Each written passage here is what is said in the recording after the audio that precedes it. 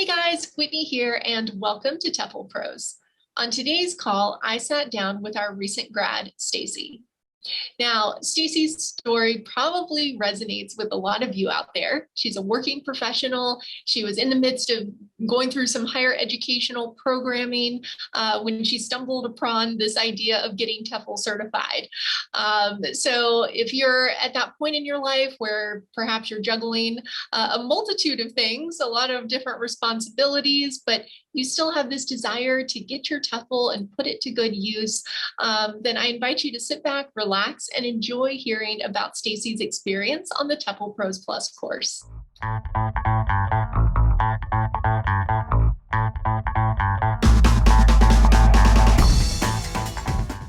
Stacey. Hi. How you doing? I'm doing well, thank you.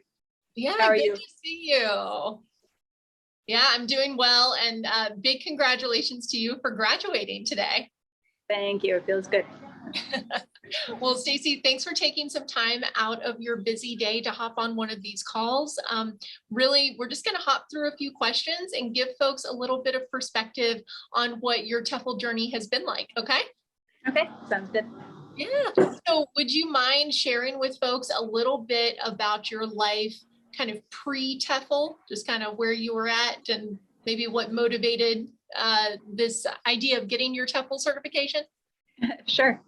Yeah, I was kind of going back and forth between the possibility of going into nursing and also getting my master's in education. And I was still taking or getting my CNA certification, so certified nursing assistant. And I had decided that nursing probably wasn't the way I wanted to go.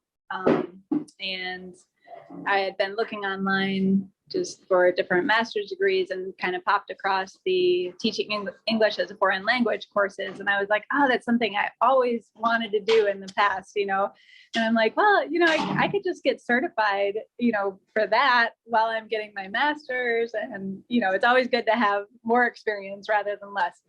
So I actually found your program, and I guess, I just enrolled, and it's interesting because I actually ended up deciding not to pursue my master's after I had the opportunity to teach junior high for a semester. And it was a great experience. It was a lot of fun. But as I was taking the TEFL course, I was like, I'd really rather teach on foreign soil.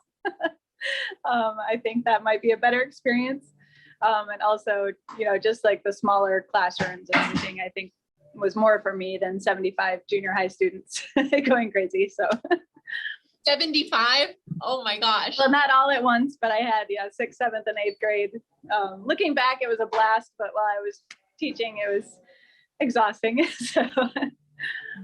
Oh, wow. Okay. So you kind of came into it, correct me if I'm wrong here, you came into it without any teaching experience, but then while you were getting your TEFL, you ended up getting an opportunity to do teaching? I had teaching experience in the past, but it wasn't, like full-time teaching. It was more tutoring. It was small groups, creative writing classes, just kind of, nothing formal. So.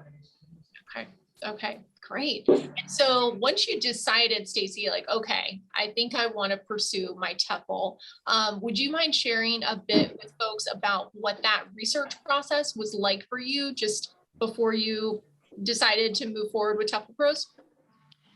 Sure. Yeah, I was looking at not only reviews, but also what certifications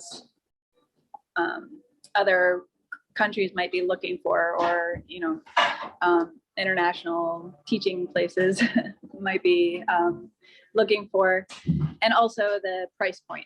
So that was big for me because I was paying for it by myself. So I had considered some of the schools, and I apologize, I don't remember exactly some of the names, but I know that there was one offered by like Cambridge or something. You go through England basically and you get this certificate. There were also some on the very cheap side that didn't take as long, and just not only the reviews on them, but also kind of what I was reading was, you know, you get what you pay for. And and I found your certification. I love the fact that it was put together by teachers. I always feel like that's better, especially, you know, with my teaching experience. It's like I now understand the world of teachers and kind of the creativity and energy that's needed. And then also, you know, it was cheaper than some of the premier, you know, overseas programs like the England programs in England. And I didn't think I needed to, you know, give up all of my money just to get a certification. So I also like that you were accredited, and one of the main points was that I could finish it on my own time schedule, because I have jobs popping up all over the place. I'm always busy. So that was a really great feature for me. I don't know if that answered your question. Yeah, absolutely. I think that, you know, people often find that that research process is quite daunting because there's just so much information out on the internet that you're trying to make sense of. So anytime folks are willing to kind of share the process that they went through with others that are maybe just starting out, I think it can be really valuable. So thanks for sharing that. And, you know, then you got on the course and you started actually doing the work, Stacie. So if you wouldn't mind, could you just share a little bit about maybe what stood out to you as you went through that TEFL certification process?